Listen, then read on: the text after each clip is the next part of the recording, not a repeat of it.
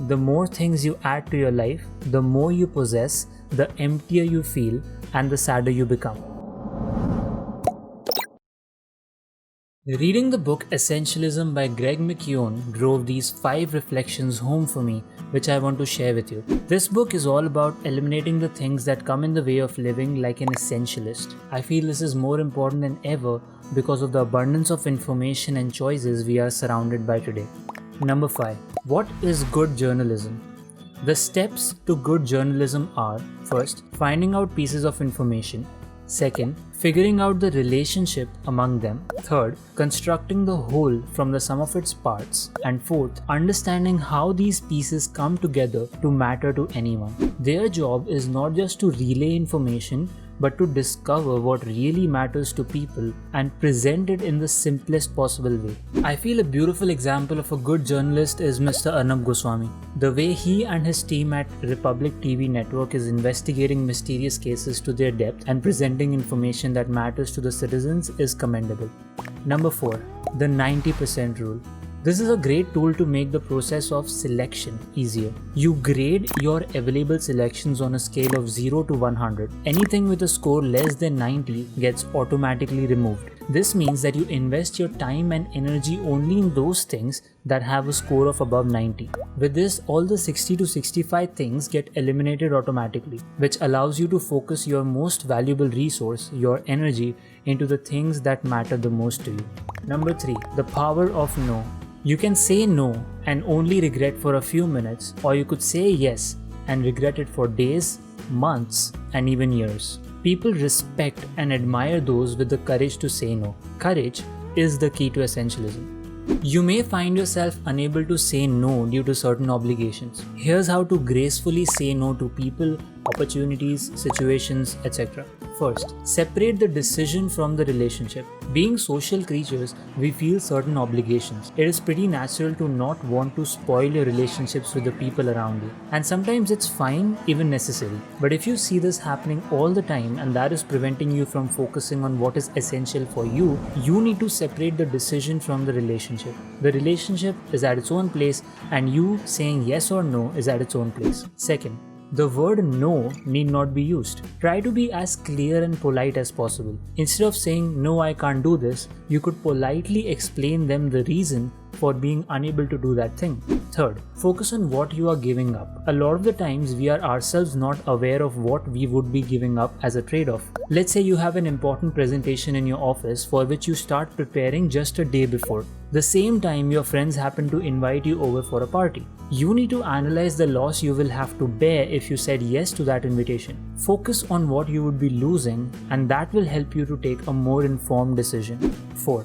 Being vague is worse than just saying no. Picking up again from the first point, as social creatures, we don't want others to think that we are arrogant, selfish, or mean. So even though you clearly know that it is impossible for you to do something, you try being vague in your words in an attempt to come off as a nice person. Instead of saying, I can't do this, or explaining the reason why you can't do something, you may say, I will let you know in some time, or in some days.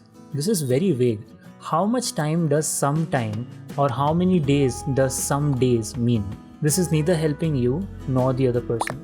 The author talks about working as a freelancer. A freelancer is a person who works as a writer, designer, performer, or the like, selling work or services by the hour, day, job, etc., rather than working on a regular salary basis for one employer. As a freelancer, when you get approached by employers, especially in the beginning, you may be compelled to say yes to everyone because you don't want to come off as rude. At this point, it is worth remembering that long-term gain in respect is more important than short-term loss in popularity. By saying no to an employer for a genuine reason, you may lose your popularity in the employer's eyes for the moment, but in the long term, your decision will be respected by other employers. From my own experience of working as a freelance Les Mills instructor, I found myself in a lot of ambiguity when I was being offered more classes than I could handle last year. But I somehow gathered the courage to explain to the employer how busy my schedule would get, and he understood it.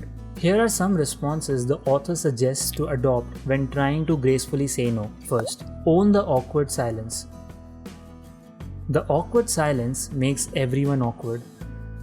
and especially the one who is to turn down the offer for whatsoever reason. Here, instead of getting anxious, if you can own the silence, pause and truly reflect on the trade-offs you will have to face, it gives a sign to the other person that you have thought about the offer well and you are clear about your priority. Second, say it with humor. Laughter crosses boundaries of class and age. Humor is universal.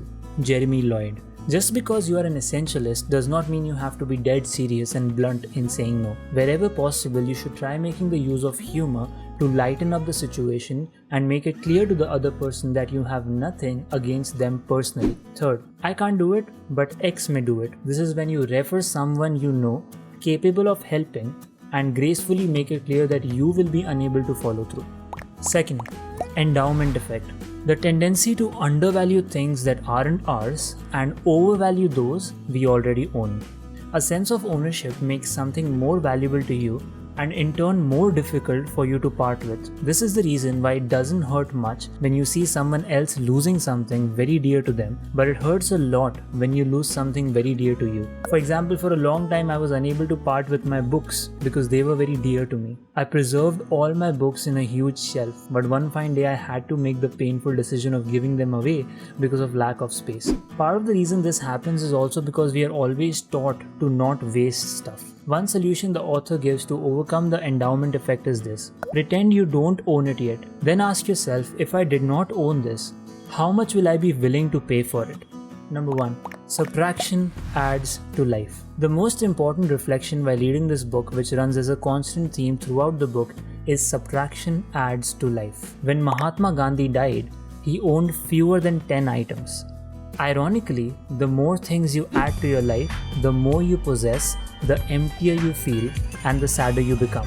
Happiness is in giving when you want, happiness is in sharing what you've got. To attain knowledge, add things every day, but to attain wisdom, subtract things every day.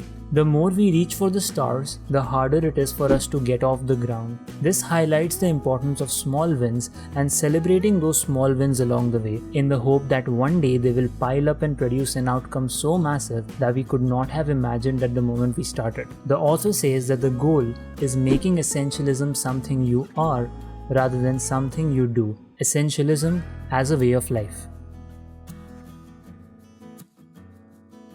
If you want to learn about 10 reflections I had after reading the book Death, an Inside Story by Sadhguru, watch this video.